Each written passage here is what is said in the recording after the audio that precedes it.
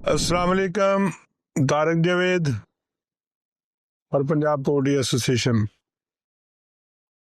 آج 15 نومبر ہے، ہفتہ ہے، اور منڈی ماشاءاللہ بڑی اچھی بکی تھی. رات کو 350 روپے فارم ریٹ تھا اور 360 365 تک بھی، لیکن اینڈ میں 355 تک بھی منڈی فروخت ہوئی. لیکن ڈیمانڈ بہت زیادہ ہونے کی وجہ سے مرغی بڑی اچھی بک گئی. کسٹمر کھڑے رہے، سستا ہونے کے انتظار میں کھڑے رہے، لیکن بالآخر انہیں 355 360 میں ہی لے کے جانا پڑا. تو اس سے صاف ظاہر نظر آتا ہے کہ ڈیمانڈ بہت زیادہ ہے.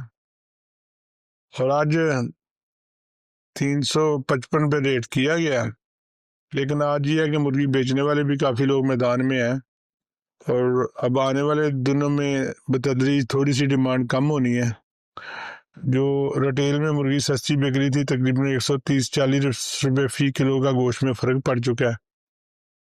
پہلی تاریخیں میں 10-15 ذرا اچھی ہوتی ہیں، اب تاریخیں بھی اگلی آ جانی ہیں، تو اس سے ڈیمانڈ میں تھوڑی سی کمی آنی ہے. شادیوں کی صورتحال بہت اچھی ہے، شادیاں بہت زیادہ ہو رہی ہیں، اس کی ڈیمانڈ بہر قائم تو رہے گی، لیکن ریٹیل سیل تھوڑی سی کم ہونے کی، بتدریج تھوڑی سی کمی آئے گی.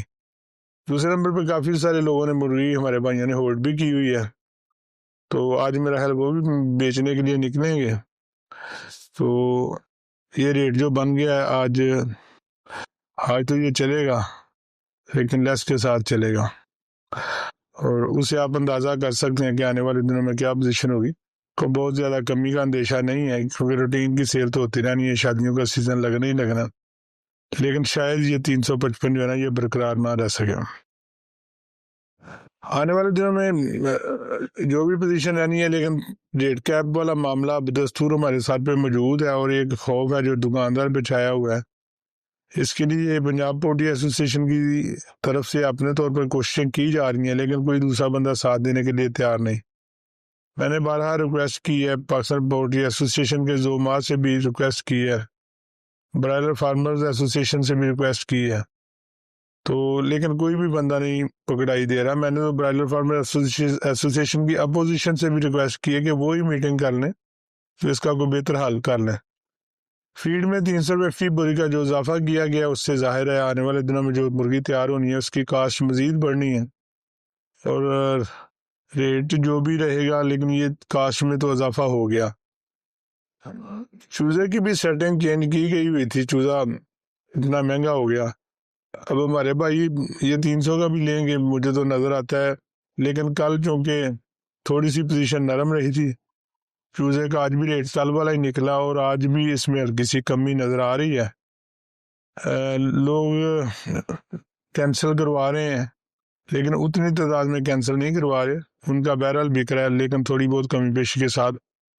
اگر یہی حالات رہے تو آنے والے دنوں میں اس میں مزید کمی جو ہے نا وہ متوقع ہے. ہمارے ساتھ ہمارے دوست ہیں غلام علی صاحب آئے ہیں، وہ کہہ رہے ہیں جی بارش بھی ہو جانی ہے 2-3 دنوں میں، بڑے رحمت برسے گا، اور اس سے سموک بھی ختم ہو جائے گی، اور مرغی کی جو گروتھ ہے وہ بھی بہتر ہو جائے گی، جو ڈیزیز پریشر ہے تھوڑا بہت وہ بھی ختم ہو جائے گا. اللہ تعالیٰ غلام علی صاحب کی زبان مبارک کرے. غلام علی صاحب نیک آدمی ہے، اکثر پشین گوئی کرتے ہیں ایسے بیٹھے بیٹھے، اور وہ پوری بھی ہو جاتی ہے. تو ہم ان سے دعا بھی کرواتے ہیں کہ ابر رحمت اللہ تعالیٰ برسا دے، سموک بھی ختم ہو جائے، لوگوں کو جو سانس لینے میں مشکلات کا سامنا ہے وہ بھی ختم ہو جائے، اور سموک کے نام پہ جو گنڈا گردی انوائرمنٹ کنٹرول والے کر رہے ہیں وہ بھی ختم ہو جائے. جی میں ابھی طارق صاحب کو ملنے کے لیے آیا ہوں ان کے آفس میں پنجاب پولٹری ایسوسی ایشن کے، تو انشاءاللہ جلد ہی بارش ہوگی تاکہ تو آپ معاملات ٹھیک ہو سکے، سب کے حالات، لوگوں کی صحت اور باقی کے معاملات ٹھیک ہو سکیں گے. طارق صاحب خود بھی بڑی دعا کر رہے ہیں، اور صبح سے انہوں نے 3-4 علماء کرام کو بھی کہا کہ نماز کے دوران دعا کریں، تو انشاءاللہ اللہ تعالیٰ ان کی ایفرٹ جلدی قبول فرمائیں گے. اب انہوں نے ریفرنس کی جو انگیٹھی ہیں کوئلے والی ان پہ کریک ڈاؤن کیا ہوا ہے، لیکن کسی بھی بندے کو آج تک یہ نہیں بتایا گیا کہ اس کا سسٹم جو بننا ہے وہ کیسے بننا ہے، کہاں سے بننا ہے. ہر بندہ اپنی بھاگ دوڑ میں لگا ہوا ہے، لیکن کسی کو علم ہی نہیں کہ اس نے کرنا کیا ہے، یہ چیزیں ملنی کہاں سے ہیں. وہ آتے ہیں بس جرمانہ کرتے ہیں، سیل کرتے ہیں، اور اللہ خیر صلاح. اس طرح کی یہ گنڈا گردی جو ہے نا یہ بھی ختم ہونی چاہیے. زیادہ تر سموک میں 80% حصہ جو لاہور میں چڑھنے والی گاڑیاں ہیں ان کی طرف سے آیا.